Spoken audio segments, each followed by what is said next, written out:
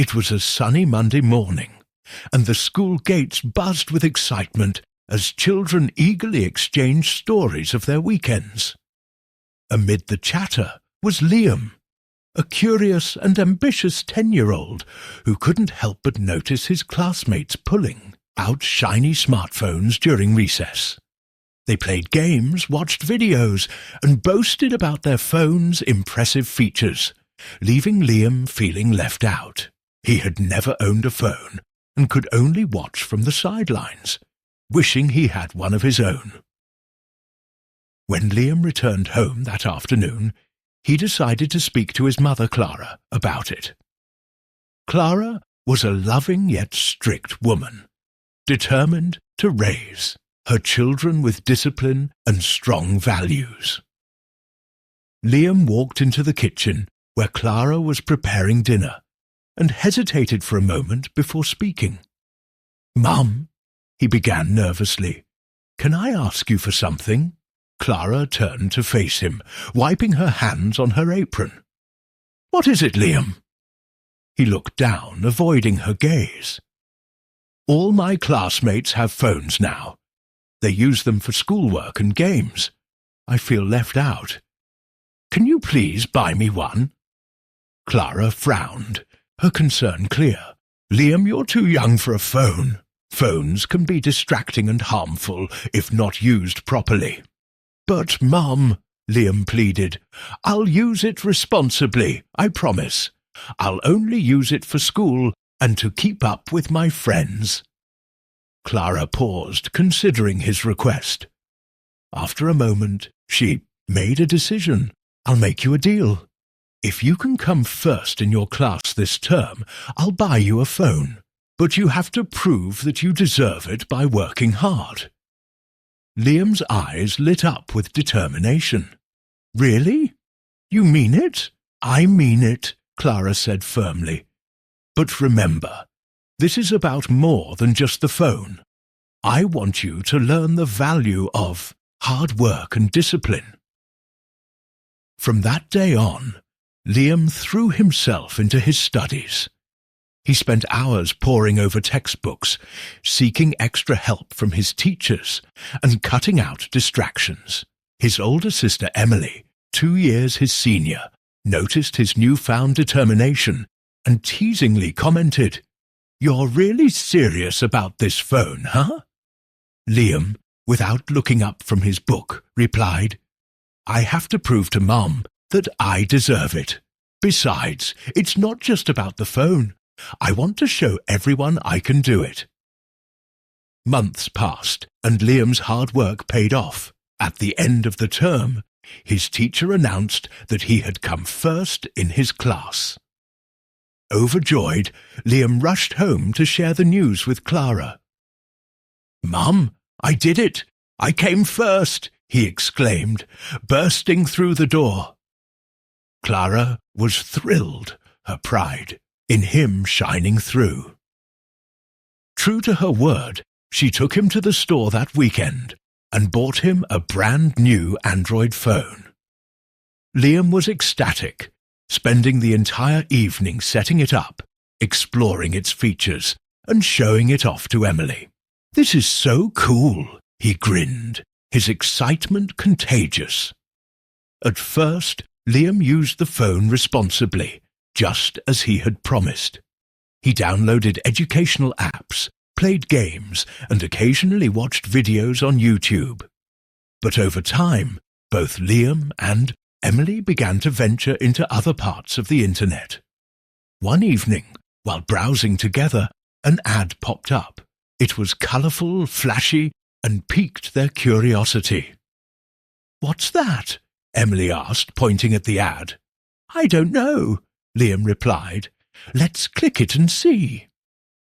The ad led them to an adult website filled with explicit videos. Neither of them fully understood what they were watching, but their curiosity got the better of them. They spent hours on the site, unable to look away from the confusing and fascinating content.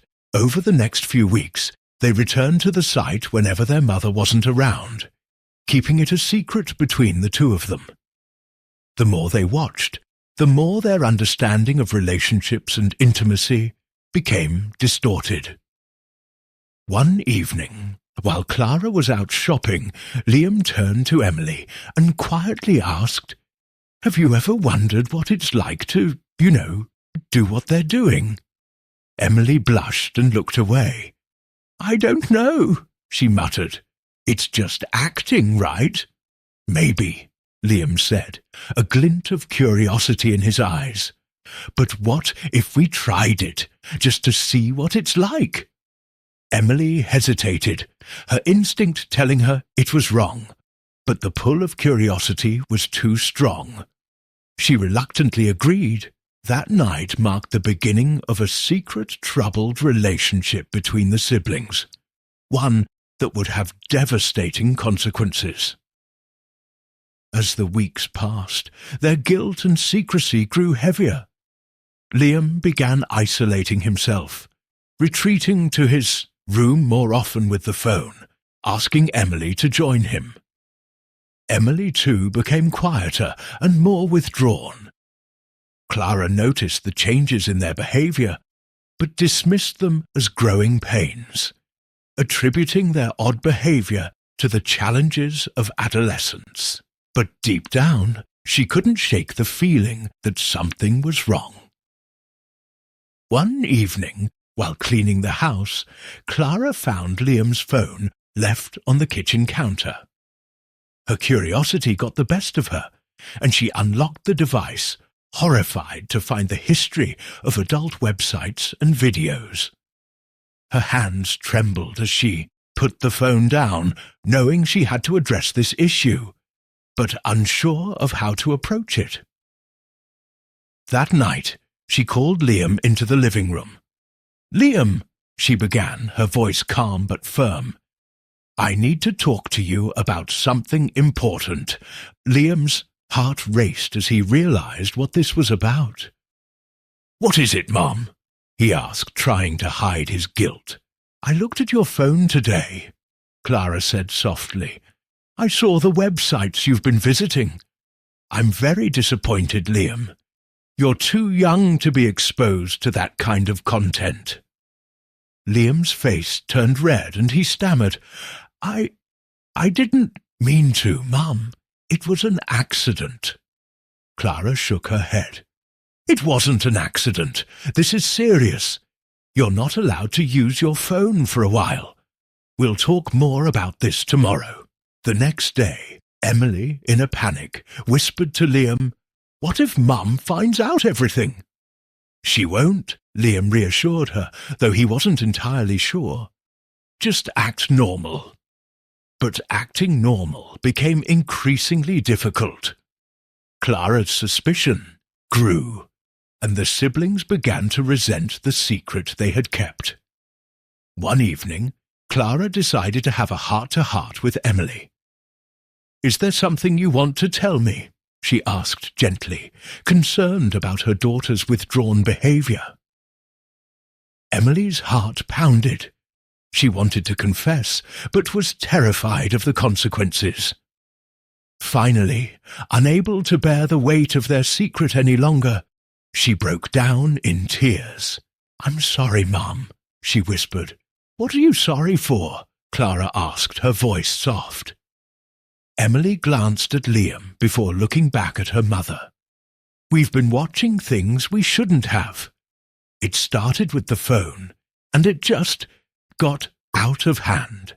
Clara's heart broke as she saw the pain and confusion in her children's eyes. She took a deep breath and spoke calmly. "I understand that you're curious, but what you've been doing is not okay. It's dangerous and can have serious consequences. This is exactly why I didn't want Liam to have a phone in the first place." Realizing the seriousness of the situation, Clara knew her family needed help. The next day, she reached out to a family therapist who specialized in helping children navigate difficult situations. During their first session, the therapist spoke to Liam and Emily separately helping them process their feelings and understand the harm caused by their actions. The therapist also worked with the family to rebuild trust and create an environment for open communication. Clara implemented strict rules about technology use, ensuring that Liam and Emily could only access the internet under her supervision. As the days turned into weeks, the siblings began to heal, learning about healthy relationships, boundaries, and self-control. Slowly, they began to understand the impact of their actions. Through therapy, Clara too learned valuable lessons about monitoring her children's online activity and the importance of having open, honest conversations about sensitive topics. Though their journey was far from over, the family was on the path to recovery. Liam and Emily worked on rebuilding their relationship as siblings, learning from their mistakes and moving forward together.